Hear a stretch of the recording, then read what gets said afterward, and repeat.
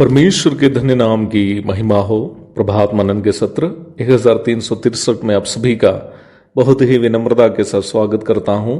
आइए आज के मनन के लिए हम फिर से पढ़ते हैं पहला तीमुथियुस अध्याय 4 पद 12। कोई तेरी जवानी को तुच्छ न समझने पाए, पर वचन और चाल चलन और प्रेम और विश्वास और पवित्रता में विश्वासियों के लिए आदर्श बन जा। पढ़ी गई पद में पौलुस अपना प्रिय शिष्य तीमुथियुस को समझा रहा है कि कलीसिया में विश्वासियों के बीच अगुवे के रूप में सेवा करने का अर्थ विश्वासियों के सामने आदर्श बनना है। आप क्या चाहते हैं कि आपकी कलीसिया के विश्वासी बने, उसे आप अपने जीवन में करके दिखाइए। कलीसिया की अगुवाई करने की सेवा को प्रभु यीशु मसीह इसी अर्थ से ही भेड़ों की अगुवाई करने वाले चरवाहों के कार्य से तुलना करके समझाया। प्रभु यीशु मसीह ने पतरस से कहा, मेरी भेड़ों को चरा, यूहन्ना 21:17। परंतु पतरस से ये बात कहने के पूर्व प्रभु यीशु मसीह ने स्वयं ये दिखाया था कि अगुवाई कैसे करनी है। यूहन्ना 10:4 में प्रभु इस प्रकार कहता है, जब वो अपनी सब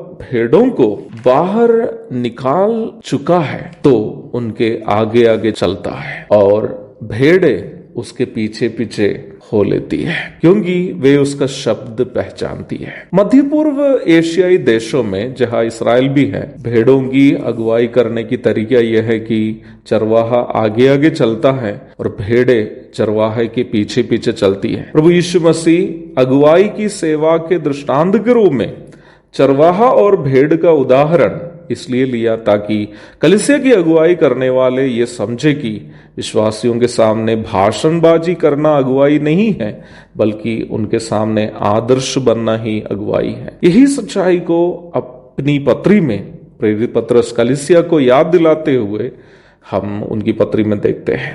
पहला पतरस 5:3 में हम पतरस इस प्रकार कहते हुए पढ़ते हैं, जो लोग तुम्हें सौंपे गए हैं उन पर अधिकार न जताओ, वरन झुंड के लिए आदर्श बनो। इस आध्यात्मिक सच्चाई को सरल तरीके से बोलूं तो बात इतनी ही है, आप क्या चाहते हैं कि आपकी कलीसिया के विश्वासी बने, उसे आप ही अपने जीवन में करके दिखाइए। कल रविवार सभा में कलीसिया में संदेश देते वक्त मुझे अजीब सी एक खुशी हुई। कारण मैं बता रहा हूं। मैं पिछले कई दिनों से हर एक ऑल्टरनेटिव संडे में कटिहार की कलीसिया में अलगाव नामक विषय को सिखा रहा हूं। कटिहार की कलीसिया की स्थापना 2007 में हुई थी। बहुत बड़ी कलीसिया तो नहीं है, फिर भी यहाँ की कलीसिया में स्थानीय बिहारी विश्वासियों के अलावा केरल, ओडिशा और पश्चिम बंगाल से भी विश्वासी परिवार संगति करते हैं। मैंने कभी भी मेरी कलीसिया में इसे एक नियम के रूप में लागू नहीं किया था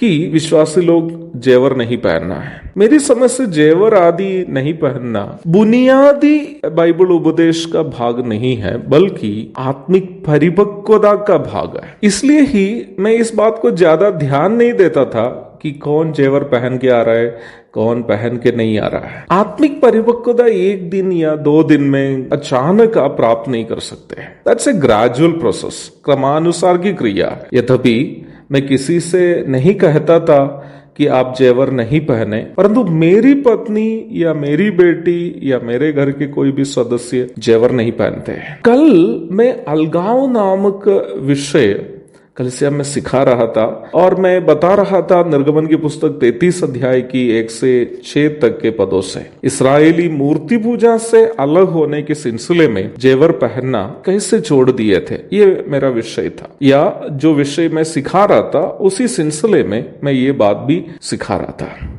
मैं जैसे बहनों के साइड की ओर देख रहा था, मैंने देखा कि कलीसिया में जितनी भी बहनें हैं, किसी के भी हाथ या गले या कान में किसी भी प्रकार के जेवर नहीं है। यारो गलत मत समझिएगा कि मैं ये दावा कर रहा हूं कि मैं और मेरे परिवार पवित्रता में सिद्ध है और भारत में सेवा करने वाले सेवकों में सबसे श्रेष्ठ हम हैं। ऐसा दावा हम नहीं कर रहे हैं। अगर आप मुझसे पूछेंगे तो मैं ये बताऊंगा कि भारत में सेवा करने वाले प्रभु के दासों में सबसे कमजोर और सबसे अयोग्य लोग हम हैं। परंतु मैं आपके साथ केवल ये बांटने का कोशिश कर रहा हूं कि बीते 19 वर्षों की सेवकाई के दरमियान प्रभु ने हमें एक एक बात कैसे सिखाया।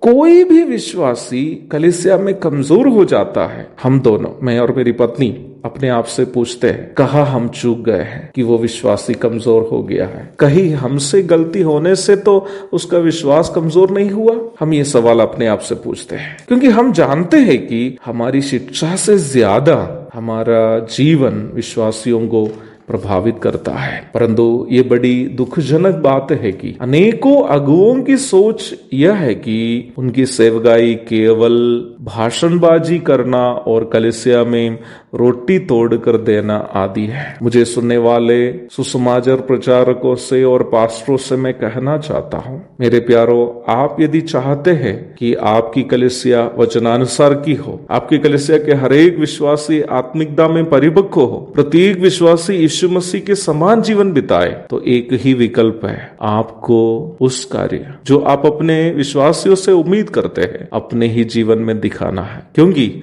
अगुवाई की सेवकाई आदर्श बनने की सेवा है, आदर्श बनने का कार्य है। आज का मनन मेरी प्रतीक्षा है, उसके लिए आपकी प्रेरणा करेंगे। प्रभु के धन्य नाम की महिमा हो। आमीन।